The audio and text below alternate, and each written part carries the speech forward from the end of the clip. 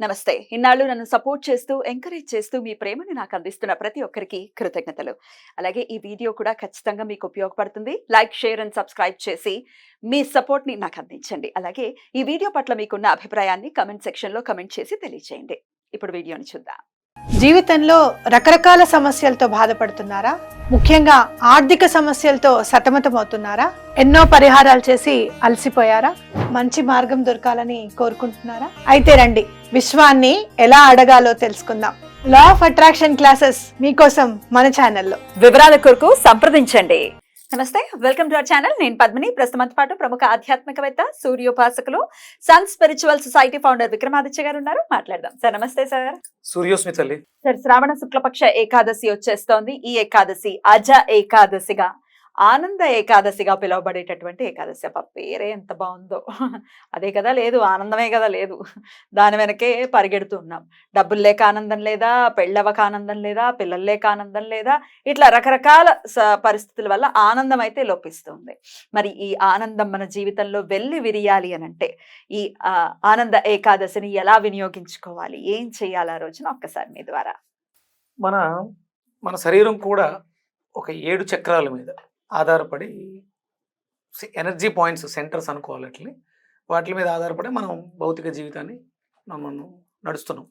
ఇందులో ప్రధానంగా హృదయ చక్రం, హార్ట్ చక్ర అనేది మనలో ప్రేమని, ఆనందాన్ని చవి చూసేలా చేస్తుంది. ఇప్పుడు మనం ఆనందం లేదు అంటే దాని అర్థం ఏంటి? మన హృదయ చక్రం వికసనంగా లేదు. హృదయ చక్రంలో మనకి 12 దళాలు ఉంటాయి. మన మణిపూరకానికి 10 దళాలు హృదయ చక్రం ఇక్కడ ఉంటుంది. థైమస్ గ్లాండ్ అంటారు దీన్ని. దాని వెనక వెన్నెముకగా ఆనుకొని ఒక పుష్పం ఎదరికి ఇలా ఉండి 12 దళాలతో పరిభ్రమిస్తూ ఉంటుంది. అంటే ఇప్పుడు ఆనంద కారకుడు విష్ణుమూర్తి. అలా మీకు శేషతల్పంపై చిరు మందహాసంతో నవ్వుతూ నిద్రిస్తూ ఉంటారు. అరమోరపడి కనులతో మనల్ని చూస్తూ ఉంటుంటాం. అంటే ఏదైతే మనకి కావాలో దాన్ని మనం ఇవ్వాలి. మనం అందుకనే చేసినప్పుడల్లా చేస్తూ ఉంటాం. హృదయం దగ్గర చేతుల నుంచి చేతులతో అవతల వాళ్ళకి ఏదైతే లోపించుందో దాన్ని మనం అందరికి ఇచ్చేస్తాం. ఇప్పుడు మనం ఆనందం లేదు, దాన్ని మనకు కావాలంటే 10 మందికి ఆనందాన్ని పంచడం ద్వారా మన ఆనందాన్ని పొందొచ్చు కదా. నా మనసులో బాధ ఉందా, ఇది మనకి పూర్వం రోజుల్లో కళాకారులకి పెట్టింది పేరు. అంటే వాళ్ళ హావభావాలతో, డైలాగ్ వ్యక్తీకరణలతో అవతల వాళ్ళను మొహాల్లో ఆనందాన్ని చూస్తూ వాళ్ళ బాధల్ని మర్చిపోయేవారు. బాధల్ని దిగమింగుకొని ఆనందాన్ని చెప్పుకోవడానికి చాలా సంఘటనలు మనకి.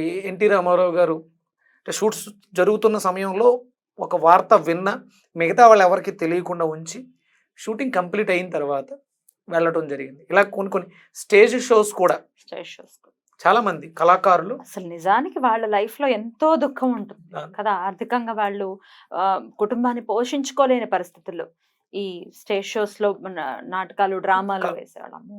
సురభి వాళ్ళు వింటూ ఉంటాం కదా. అంటే అంత నా దగ్గర లేని దాన్ని నేను అవతల వాళ్ళకి పంచడం అనేది అంత ఈజీ కాదు. కానీ అక్కడ మనం పంచుతున్నాము అంటే మాత్రం డెఫినెట్ గా మన జీవితాలు బాగుంటాయని చెప్పుకోవచ్చు. అంటే ఇప్పుడు ఇమీడియట్ గా ఇవాళ ఏదో పనిచేస్తే రేపు రావడం కాదు, ఎంతో కొంత మెరుగుదల ఉంటుంది డెఫినెట్గా. ఇక్కడ విష్ణుమూర్తి తత్వం మీరు అన్నారు, ఆర్థిక సమస్యల వల్ల ఆనందంగా లేవు. మరి లక్ష్మీదేవి కావాలి, ఆర్థికంగా బాగుండాలంటే లక్ష్మీదేవి కావాలి. లక్ష్మీదేవి ఎప్పుడు వస్తుంది అంటే ప్రేమని ఇవ్వడం ద్వారా.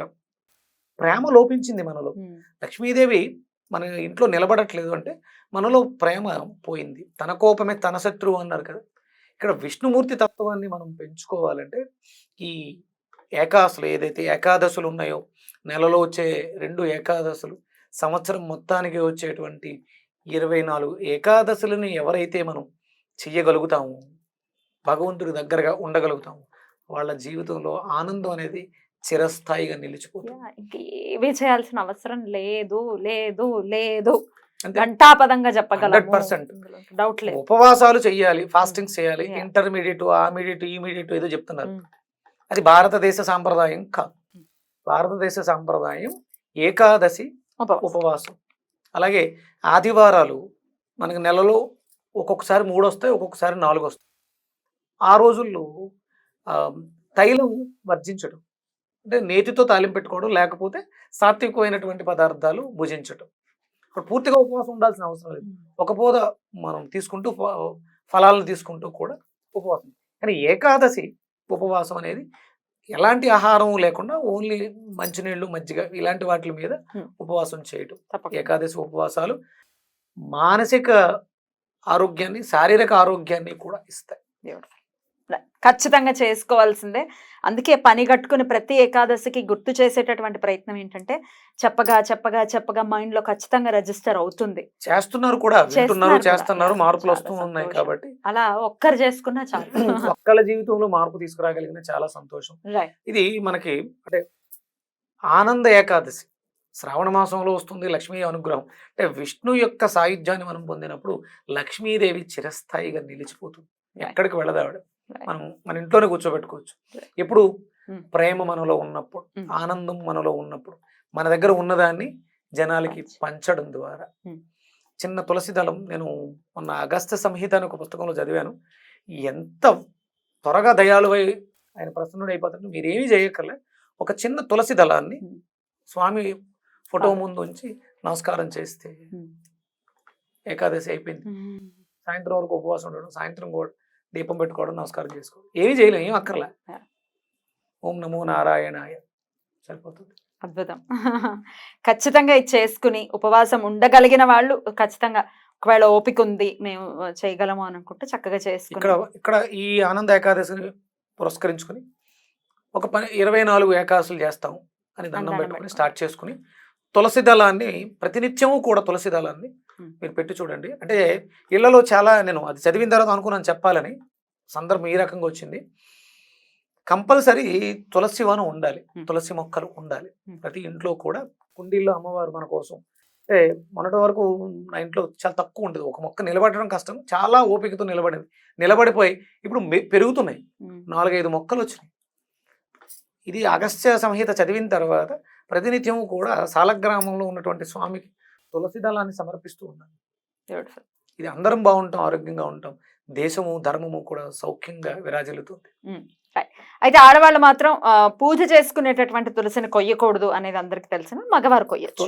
మగవారు కొయ్యాలి, అంటే లేదు అనుకున్నప్పుడు కొని తెచ్చుకుని మనం దాన్ని నిల్వ ఉంచుకుని, దాన్ని ఆడవాళ్ళు తులసిని కొయ్యకూడదని శాస్త్రం ఉంది. అందుకని ఎవరితో అయినా కోయించుకోవడం కానీ, లేకపోతే కొని తెచ్చుకోవడం కానీ చేసి ప్రతినిత్యము కూడా ఒక తులసి దళాన్ని సమర్పించండి స్వామి ఫోటో ముందు, విష్ణుమూర్తి ఫోటో ముందు, వెంకటేశ్వర స్వామి ఫోటో ముందు. స్వామి అనుగ్రహం పరిపూర్ణంగా లభిస్తుంది. ఈ ఆనంద ఏకాదశికి మొదలు పెట్టండి శ్రావణ మాసంలో. మరి ఒక్క నామం చేసుకుంటాము ఈ ఏకాదశికి, ఏది చేసుకుంటే ఖచ్చితంగా ఈ సమస్యల నుంచి బయటపడతాము అని అంటే ఏం చెప్తారు? అంటే మనకి ఊరికే ఏదో పడితే మనకి ఏది తోస్తుంది చెప్పడం కాదు. ఇప్పుడు అందరి జీవితాల్లోనూ కూడా అష్టమం. ఇప్పుడు నేను మామూలుగా చెప్తూ ఉంటాను, సూర్యాష్టాక్షరి మంత్రాన్ని చెప్తుంటాను. కానీ ఇక్కడ నారాయణుడు, శ్రీమన్నారాయణుడు, ఓం నమో నారాయణాయ, ఈ అష్టాక్షరి మంత్రం మన జాతకంలో ఉన్నటువంటి అష్టమ దోషాలకి, అష్టమ స్థానంలో ఉన్నటువంటి దోషాలకి పరిహారం లభిస్తుంది మీరు ఆ నామాన్ని చేయడం ద్వారా. అలాగే మనకి ఇది గురువారం కూడా వస్తుంది కాబట్టి పసుపు వస్త్రాలు ధరించి, ఆ రోజంతా కూడా పసుపు వస్త్రాలు ధరించి ఈ నామాన్నితో పాటు గురుడికి సంబంధించినటువంటి బీజాక్షరాలు ఒక చిన్న సంపుటీకరణ చేద్దాం. సంపుటీకరణ గురుగ్రహానికి బుధగ్రహానికి కలిపి బీజాక్షర సంపుటీకరణ చేయొచ్చు, ఇబ్బంది ఏమీ లేదు. అంటే గురువు గారు ఇచ్చినటువంటి వెసులుబాటు అది. ఆ మంత్రాలు చేస్తూ అంటే మనకి బుధుడికేమో బ్రాహ్మ్, గురుడికేమో గ్రామ్. ఇది గణపతి మంత్రము, గురుడి మంత్రము. ఈ సంపుటీకరణ చేసుకోవచ్చు. ఆనందం అన్నారు కదా, ఆనందం ఆత్మతత్వం చెందుంటుంది కాబట్టి బుధుడికి గురుడికి మధ్యలో రవి మంత్రాన్ని, బీజాన్ని కలుపుకొని ఓం బ్రాం హ్రీం గ్రామ్ బృహస్పతయే నమః, ముగ్గురిని సింపుల్ గా చేసుకోవచ్చు. ఈ మంత్రాన్ని పారాయణం చేయడం ద్వారా 108 సార్లు సరిపోతుంది. రైట్, చేసుకుంటే ఖచ్చితంగా గురు బుధ సూర్య రవి, బుధ రవి గురుగ్రహాల యొక్క అనుగ్రహం. ఓం బ్రాం హ్రాం గ్రామ్ బుధ రవి బృహస్పతయే నమః, ఈ మంత్రాన్ని 108 సార్లు పారాయణం చేయడం ద్వారా 3 గ్రహాల యొక్క అనుగ్రహం లభిస్తుంది. రైట్, మేజర్ గ్రహాలు డెఫినెట్ గా చాలా అద్భుతంగా. మనకి ఇందులో ప్రతి నెలలోనూ రవి మారుతూ ఉంటాడు. ఉమ్, ఇప్పుడు గురుగ్రహం వచ్చి ఉమ్, మనకి 2వ ఇంట్లో కాలపురుష చక్రంలో వృషభంలో ఉన్నారు. అలాగే బుధుడు కూడా మారుతూ ఉంటాడు. మనం ఇది చేసే సమయానికి ఆయన కర్కాటకంలో వక్రించున్నారు. ఆయన కూడా సింహంలోకి ప్రవేశిస్తారు. అవును. డెఫినెట్ గా ఆయన అనుగ్రహం బాలేదు. వక్రించి ఉన్న గ్రహాలు ఒక్కొక్కసారి ఇబ్బందులు అవును. చేస్తూ ఉంటాయి.